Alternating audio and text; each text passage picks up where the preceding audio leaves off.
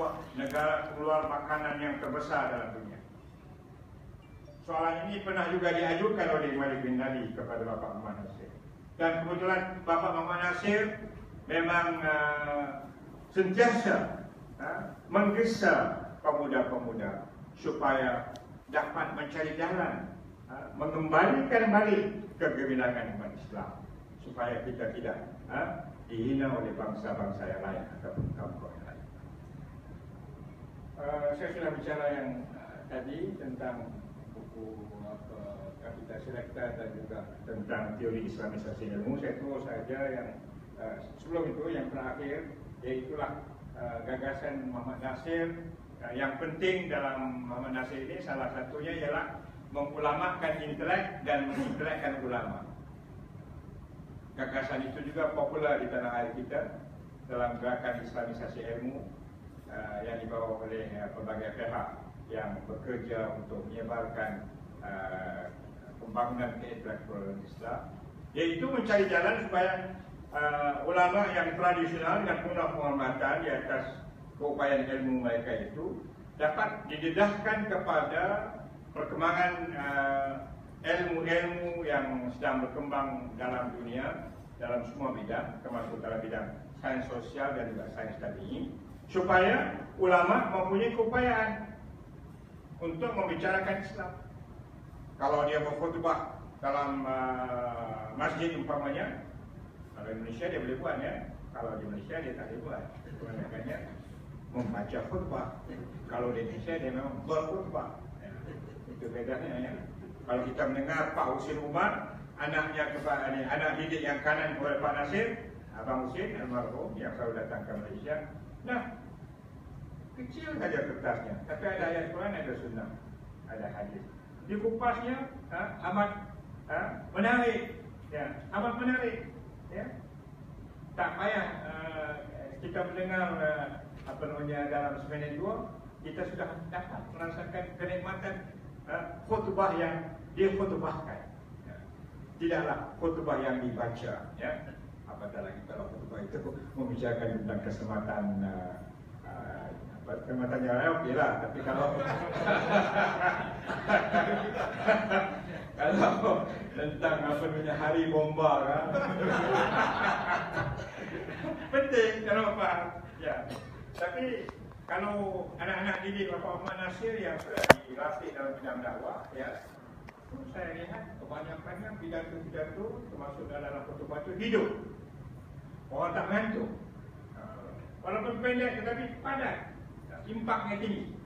Jadi inilah yang saya faham, bahawa mengulamakan dan mengintelektualkan ulama penting dalam proses kita menjadikan gabungan integral antara ilmu tradisional dengan ilmu kontemporari, dengan ilmu akal yang merupakan satu keperluan pada hari ini. Apa yang telah disarankan oleh Bapak Muhammad Nasir hari ini sudah berjalan, ada progresnya. Saya melihat gerakan Islamisasi ilmu oleh IIIT, International Institute of Islamic Thought, bergerak dalam cabang Asia Tenggara ini di bawah Profesor Jamal Osman UAE. Begitu aktif sekali dalam banyak kampus di Indonesia saat ini, selain daripada di Malaysia. Tapi Malaysia dah terpencet sikit dalam masa beberapa tahun ini, ya, akibat terlalu tinggi perpolitikan dalam negara kita. Ya.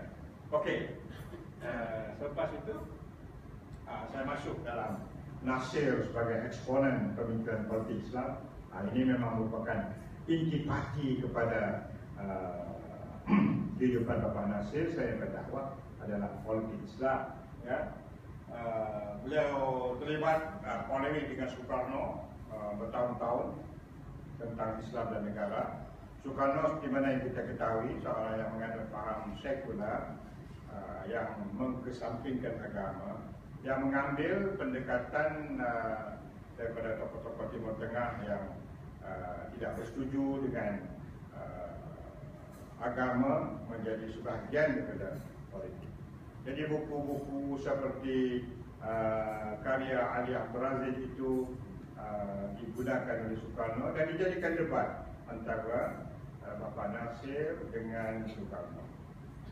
Dan juga pengaruh Mustafa Kemal Atatürk begitu kuat sekali pada waktu itu apabila Soekarno juga melihat apa yang telah berlaku di Turki dengan dakwaan bahawa Turki tidak maju dalam sandang teknologi akibat daripada pemerintahan sistem khilafah, dan beliau mau mengambil model-model di Eropah untuk memajukan bangsa Turki. Lalu debat ini dibawa oleh Soekarno dengan Nasir, di mana ada perpisahan pemikiran dan tindakan politik di dalam sejarah pembangunan politik nasional Indonesia, sehinggalah kita lihat bagaimana anak murid beliau yang kanan, iaitulah Nurholis Majid, menulis sebuah karya Westernisasi yes, Islamisasi no. Pembalakan adalah iya, Islamisasi tidak, dan menjadi debat di kalangan berbagai pihak di Indonesia dan juga di Tenggara Asia, sehinggalah perpecahan pemikiran itu sampailah sekarang ini kita melihat keadaannya itu adalah semakin rancak, dan kita perlu kepada satu tesis, satu penyelesaian yang dapat kita raihkan dengan penuh penghormatan kepada adab berbeza pandangan.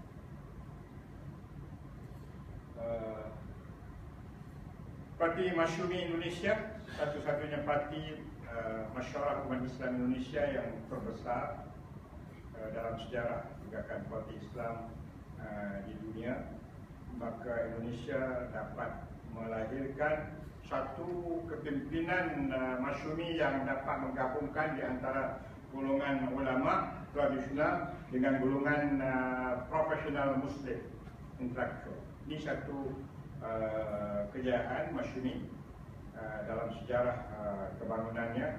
Mungkin Profesor Sahiri boleh membantu kita dalam seminar pada hari ini. Kenapakah akhirnya Masyumi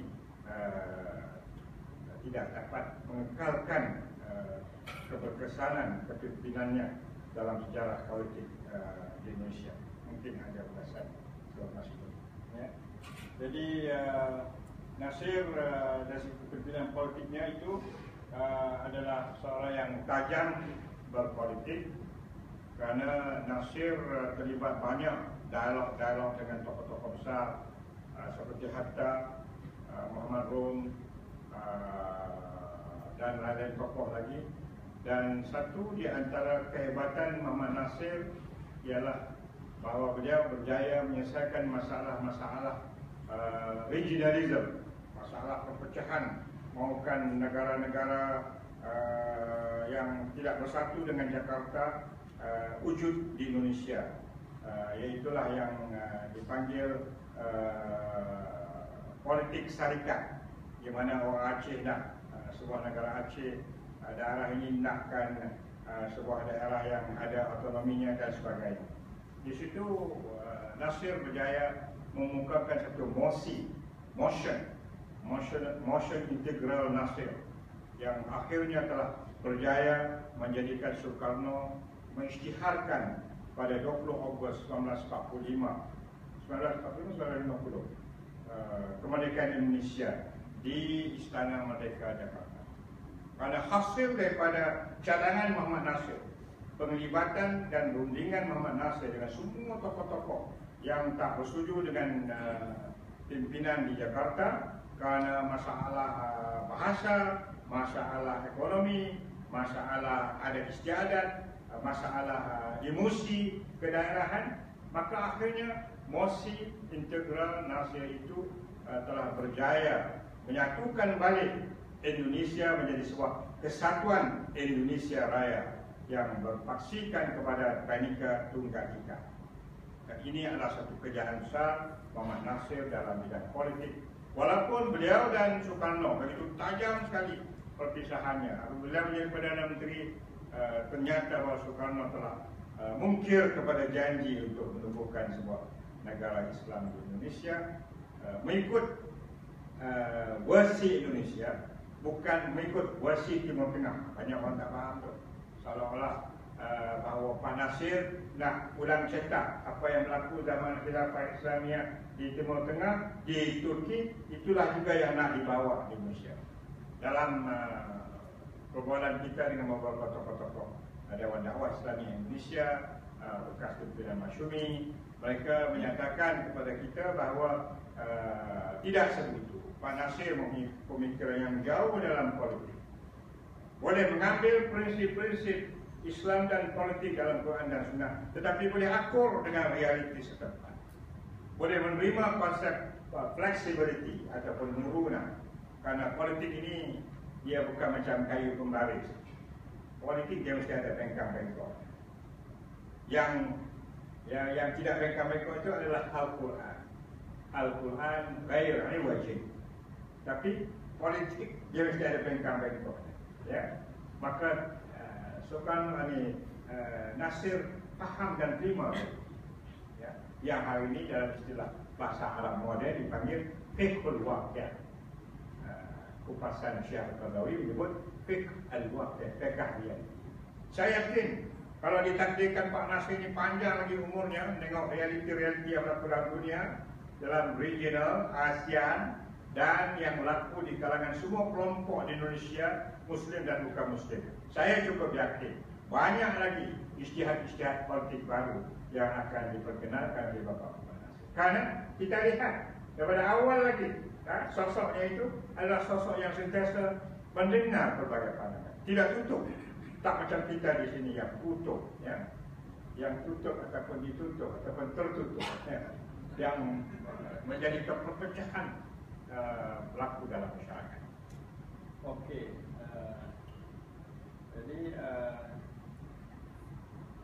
ada dua tokoh politik Masyumi yang penting dalam sejarah Indonesia, iaitulah Syafruddin Prawira Negara, ya, dan juga seorang lagi yang bernama Yusuf Wibisino. Dua-dua tokoh ini mempunyai makna yang besar dalam kepimpinan Masyumi. Sebab dua-dua tokoh ini, kalau Syafruddin ini seorang yang disebut tokoh keuangan, tokoh ekonomi yang handal di Indonesia, datangnya daripada Masyumi. Pak Nasir berbangga kerana kepimpinannya dengan keunikan yang ada pada dirinya, dia diperkuatkan oleh dua tokoh ini, yang mereka lihat bahawa mereka ini bukan orang agama yang berbicara ayat-ayat Quran selepas hari Jumaat, فَإِذَا قُلْتُ الصَّلَاةَ فَانْتَشِرُوا فِي الْأَرْضِ وَابْتَغُوا مِنْ فَضْلِ اللَّهِ. Hari Jumaat kita dengar kita diminta apabila saja habis main Jumaat, tetapi selepas itu bertebaranlah di atas bumi Allah ini untuk masyarakat. Tetapi orang-orang macam Syafruddin Prawira Negara ini boleh mengupas, boleh menunjukkan teori dan amali dalam bentuk untuk menjadikan Indonesia itu mempunyai satu sistem kewangan rakyat yang tidak lapar. Ya. Percubaan itu sudah dibuat oleh tokoh-tokoh Masyumi. Banyak syarikat-syarikat ekonomi, syarikat Islam yang berfaksi kepada kegiatan ekonomi yang diajukan oleh Masyumi pada waktu itu. Bukan politik per se, tapi politik yang memang nak menjadikan rakyat Indonesia itu keluar daripada kepompong kemiskinan. Saya mau menimbulkan satu lagi isu besar di Indonesia, ialah isu Pancasila. Ini pun juga isu yang telah melibatkan Pak Nasir, tokoh-tokoh besar dalam bidang intelektual seperti Pak Rushdie, terlibat di dalam debat dengan Soekarno, dengan pemimpin sekular, termasuklah anak-anak murid Pak Nasir Rashidi seperti Nur Khalis Majid. Dan sekali lagi saya melihat Pak Nasir tidaklah rigid, dapat masuk dalam debat tentang Pancasila ini dengan satu syarat, kata Pak Nasir, jangan sama sekali menolak prinsip ataupun doktrin keesaan Allah dalam segala-galanya. Yang lain itu boleh kita bicara, ya. Kurang-kurangnya kalau kita lihat dalam konteks Pancasila itu masih dapat didamaikan dengan Islam, kata Bapak Nasir, dengan syarat jangan dikompromikan tentang bahwa Allah itu asa di dalam menentukan seluruh aspek kehidupan rakyat di bumi Indonesia. Kalau itu dapat dilakukan dan dapat diterima, yang lain itu dengan sendiri secara otomatis akan dapat diselesaikan persoalan Pancasila di Indonesia. Jadi hari ini debat itu saya rasa sudah pun hampir berakhir barangkali, dan semua kelompok dalam pertubuhan politik Indonesia, dalam semua pertubuhan politik Islam Indonesia pada umumnya dapat menerima dengan kepahaman. Walaupun mungkin ada kelompok lain yang memberi tafsiran yang lain, tetapi umumnya kalau dalam kelompok Islam Indonesia berasaskan daripada debat-debat Bapak Muhammad Nasir pada waktu hidupnya itu telah menjadikan kedudukan Pancasila pada hari ini di sisi kelompok Islam Indonesia adalah jelas, ya, dan tegas, dan ada beberapa fleksibilitas untuk menjamin kesatuan nasional politik Indonesia itu dapat berjalan dengan baik. Seterusnya, ketika nasib sekularisme, saya rasa tak payah saya ulas lagi, karena persoalan itu juga persoalan yang sama kaitannya dengan persoalan yang telah dibicarakan tadi. Cuma Nasir mengemukakan satu ungkapan, dia menyatakan bahawa sistem politik yang berteraskan Islam itu dinamakan sebagai theistic demokrasi. Iaitulah sama dengan juga pemikiran Maududi yang menyebut tentang teodemokrasi, demokrasi yang berasaskan kepada ketuhanan. Dan bicara Nasir tentang politik di Indonesia juga tidak lengkap kalau kita tidak menyatakan bahawa Nasir boleh mendukung demokrasi sejak awal lagi. Sebab asas beliau ialah demokrasi adalah satu sistem yang tidak 100% Islam, tetapi hampir dengan Islam, sebab demokrasi salah satu di antara perkara besar yang boleh diterima oleh Islam. Demokrasi mau menegakkan keadilan, demokrasi menentang kezaliman, demokrasi menentang pemerintahan despotik, iaitulah pemerintahan kokusi. Atas alasan inilah bahawa Pak Nasir juga menyatakan bahawa demokrasi itu adalah kompatibel dengan Islam. Debat ini juga telah berjalan panjang lebar di Indonesia hinggalah ke sana. Kemudian ada Nasir membicarakan nilai yang membentuk tata negara, iaitulah pertama nilai tolong-menolong, nilai demokrasi dan mesyuarat, nilai cinta kemerdekaan, nilai suka membela yang lemah al-mustad'afin, nilai tidak mementingkan diri, dan nilai toleransi antar agama. Ini menarik, saya rasa yang tokoh Islam kepada awal lagi dia bicarakan tentang toleransi antar agama.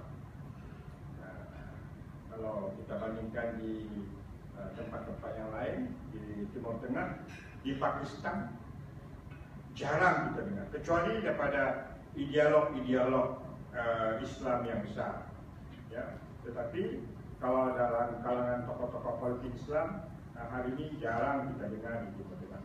Namun di alam Melayu, terutamanya di Indonesia, Bapak Muhammad Nasir telah membicarakan persoalan toleransi agama antara agama ini dengan begitu serius sekali, menunjukkan bagaimana beliau mahu menerjemahkan Islam yang universal, Islam yang sukakan kepada kedamaian, kesejahteraan dalam bumi Indonesia, walaupun yang bukan Islam itu bukanlah majoriti, sebab Indonesia adalah negara yang tertinggi majoritinya agama Islam di seluruh dunia.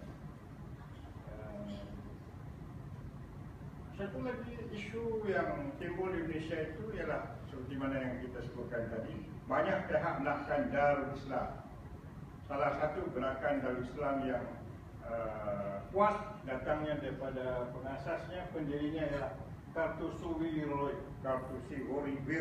payah nama Jawanya. Kartosuwiryo, kalau saya betul, saya ada buat kan, sebab suka timnas itu. Dia berjaya memujuk Karto ini supaya tidak mengembalikan gerakan Darul Islam yang ideal dalam konteks negara moden, dalam konteks negara masyarakat makmur di Indonesia. Satu lagi sumbangan beliau yang penting dalam bidang politik ialah bagaimana perpecahan politik di Aceh yang merupakan salah satu daerah yang paling tinggi emosi keacehan. Kerana kita tahu bagaimana umat Islam di Aceh itu pegangannya kepada Islam adalah kuat. Nasir telah berjaya berbicara dan juga mencari jalan penyelesaian dengan almarhum Bapak Daud Bruit yang merupakan tokoh penting dalam gerakan Darul Islam di Aceh. Ini pun juga adalah merupakan satu sumbangan yang penting. Hinggalah saat ini kita melihat bahawa Aceh sudah pun merdeka dan mendapat otonomi daripada Jakarta. Namun konsepsi negara Islam itu masih boleh kita bicarakan dari segi ideal dan praktis. Saya sudah bicarakan gagasan Muslim integrasi Nasir. Yang akhirnya saya bawa komentar daripada Bapak Amir Rais, Profesor Amir Rais, mantan Ketua Muhammadiyah Indonesia, yang menyatakan bahawa Pak Nasir ini sosoknya walaupun dia ahli politik, tapi dia ahli politik yang jujur, ahli politik yang berani, ahli politik yang tegas, ahli politik yang ada visi, ahli politik yang ada upaya untuk menyatukan semua bangsa, termasuk orang Islam dan bukan Islam. Buktinya ialah bahawa selama dia jadi Perdana Menteri walaupun singkat, tetapi kata Amir Rais, bukan saja orang Islam, orang bukan Islam pun yang duduk dalam kabinet pun suka kepada Muhammad Nasir kerana Nasir mempunyai kejujuran politik. Berapa Amir? Amir lah? Bagaimana ni? Okey, tidak. Saya ambil sedikit dalam bidang dakwah. Saya sudah bicarakan tadi, buku dakwah pun saya sudah bicarakan. Tapi saya hanya nak menyebut bahawa Nasir mencetak kader-kader dakwah yang istiqamah dan berwibawa seperti Profesor Anwar Haryono, tokoh akademik dalam bidang undang-undang, Profesor Dilano, Bapak Didiat, seorang tokoh sejarah dan juga tokoh pembangunan, teoritis tentang pembangunan yang juga rapat dengan kita di Malaysia, Profesor Imanuddin Ibrahim yang juga rapat dengan kita di Malaysia, seorang profesor di ITB dalam bidang engineer, tetapi akhirnya pindah kepada bidang manajemen yang Islami, dan banyak mencetak kader-kader di Indonesia, di ITB dan juga di ITK, Institut Teknologi Kebangsaan Jalan Semarang, waktu Adil Wahid mengasaskan ITK. Dan beliau datang kembali untuk duduk di sini bukan sebagai dosen, tetapi sebagai seorang yang diberikan arahan oleh Pak Nasir untuk membina kader-kader dakwah di kalangan profesional Muslim. Dan saya fikir bahawa kehadiran beliau itu adalah penyumbang kepada kehadiran generasi muda profesional di dalam gerakan dakwah kebangkitan Islam di Indonesia. Satu lagi ungkapan Nasir yang penting ialah berdakwah di jalur politik dan berpolitik di jalur dakwah. Ini pun jarang orang dengar, ya. Tapi Pak Nasir dia begitu intim sekali dengan frasa ini, karena dia hantar orang-orang dia dalam politik nasional Indonesia dengan tujuan untuk menyampaikan risalah Islam. Walaupun kelompok itu sekular, tapi dia hantar orang dia, ya. Dan saya nak ringkaskan kerana pengaruh dia di Malaysia, ya, yang rapat dengan Ibrahim, Siti Fadil, Razali Nawawi, Fadil Noh, maka Hakim telah berkeputusan untuk melakukan satu blood transfusion dalam PAS waktu zaman Datuk Asri Haji Muda mengalami krisis pimpinan. Maka dihantarkan Fadil Noh, dihantarkan Nahai Ahmad, tapi Nahai kecundang dengan Asri Haji Muda. Dan dihantar Syed Ibrahim Abdul Rahman, bekas Menteri PAS. Tapi kita nampak kesannya ialah kepimpinan Fadil Noh dalam PAS itu mencorakkan PAS, ya, kepada satu corak politik yang praktikal dalam konteks multiracial di Malaysia, walaupun pas mengalami beberapa masalah dalaman, ya, yang tertentu daripada zaman Fadino meninggal dunia hingga langkah Kemudian ialah tujuan Nasir ini lah berdakwah dalam jalur politik, ya, dan berpolitik dalam jalur dakwah. Apa makna itu? Maknanya orang dakwah ini dia kena ke hadapan, dia tak boleh ke belakang. Dia kena jadikan dakwah ini sebagai satu yang progresif, bukan dakwah yang beku, dakwah yang negatif, ya. Jangan lihat politik itu persik, tapi tengok politik itu adalah sebagai wahana untuk menyampaikan risalah Islam. Dan dalam konteks dakwah pula, berpolitik itu maknanya menimbulkan satu kecerdasan politik supaya badan gerakan Islam, badan politik itu tidak dijadikan bahan yang disepak-sepak oleh orang-orang politik. Itu maksud Pak Nasir. Seterusnya, peranan DDI tadi, Dewan Dakwah Islam Indonesia, saya rasa amat besar cabang-cabangnya di seluruh Indonesia. Walaupun mungkin saya ada reservation kerana saya hadir kalau sudah perayaan di Jakarta. Tahun ini baru-baru ini, selepas peninggalan Pak Nasir, memang ada beberapa hambatan-hambatan kepada Dewan Dakwah Islam Indonesia. Saya lihat juga Pak Nasir menubuhkan dalam bidang pendidikan, menubuhkan sekolah pendidikan Islam, PENDIS, kemudian menubuhkan sekolah tinggi Islam STI, yang merupakan jajaran kepada Islam Indonesia, dan beliau bertanggungjawab penubuhan 7 perguruan tinggi Islam Indonesia, dan Nasir memiliki visi untuk islah sistem pendidikan Islam dengan anjuran diwujudkan pendidikan sepadu. Telah pun saya bicarakan tadi, integral antara ulum, taklid dan pokoknya Nasir memang memberikan perhatian yang berat kerana ikatan yang rapat antara dakwah dan pendidikan. Dan saya fikir kalau Muhammadiyah dia telah berjaya menubuhkan beberapa buah universiti di Indonesia, termasuk universiti yang terkenal seperti di Malang, Dewan Dakwah Islamiyah Indonesia pada hari ini sekurang-kurangnya sudah pun berjaya menubuhkan sekolah tinggi dakwah Islam Bapak Muhammad Nasir di Manteng Raya, Jakarta, sebagai salah satu indikasi kepada Dewan Dakwah Islamiyah Indonesia di bawah pimpinan Pak Nasir. Seterusnya, perpaduan umat Islam, Nasir dalam bidang dunia Islam, beliau diberi penghormatan oleh Malik Faisal dan beliau telah duduk sebagai pendiri kepada Muktamar Alam Islam yang ibu pejabat di Karachi, Pakistan, di bawah seorang tokoh besar yang bernama Hidamullah Khan, kalau tak salah ingatkan saya, dan juga duduk dalam jawatan kuasa masjid antarabangsa. Beliau mendapat hadiah daripada Malik Faisal di atas jasa-jasanya kepada Islam, dan sentiasa mendapat penghormatan dengan ijazah-ijazah kehormatan di dunia Arab dan juga di Malaysia. Tetapi di Malaysia, UKM waktu zaman saya dulu nak beri ijazah kehormat kepada beliau, namun ijazah kehormat itu ditarik balik kerana UKM ditekan oleh kerajaan Indonesia pada zaman Soeharto untuk tidak memberikan ijazah tersebut kepada Bapak Muhammad Nasir selain daripada kawalan ijazah kehormat yang datangnya daripada Universiti Sains Malaysia.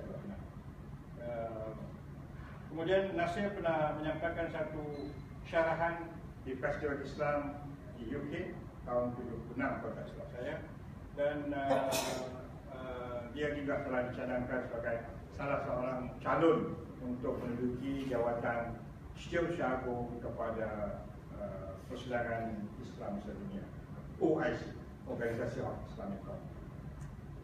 Seterusnya, saya ringkaskan impak Nasir di Malaysia, jalinan yang rapat dengan asli muda Ibrahim Fadil Nur Siti Fadil, hubungan intim Nasir dengan Habib. Dia juga sentiasa mengingatkan kita bahawa alam Melayu kita tidak boleh al-wala wal-barah pada ikhwan al-muslimun. Itu maksudnya. Sebab dia pun tak buat al-wala wal-barah kepada ikhwan al-muslimun di Kairo, ya, dan di tempat-tempat lain ataupun dengan Jamaah Islami Pakistan.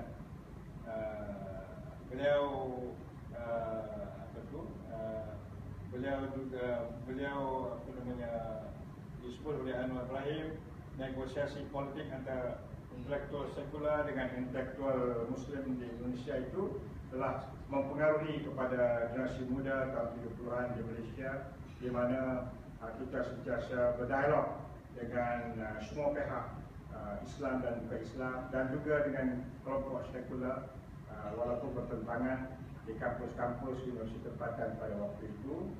Ini adalah kesan daripada pemikiran dan juga teladan yang telah ditunjukkan oleh Bapak Muhammad Nasir. Akhir sekali, kalau ada lagi,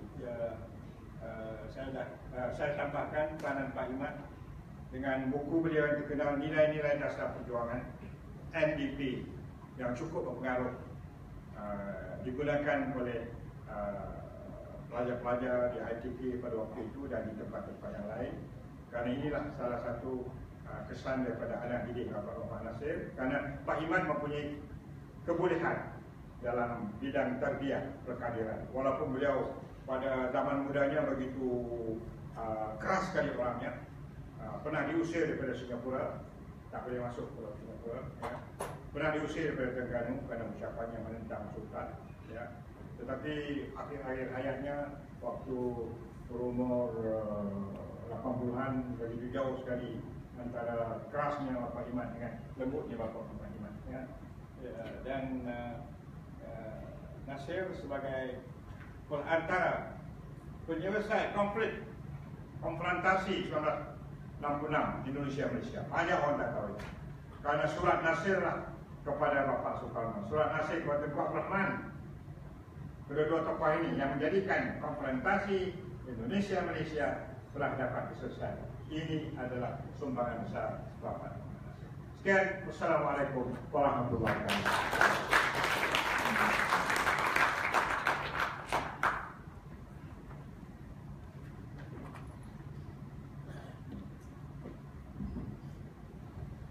Jazakallahu khairan katsiran, diucapkan kepada Dr. Anwar Ibrahim. Untuk meneruskan majlis,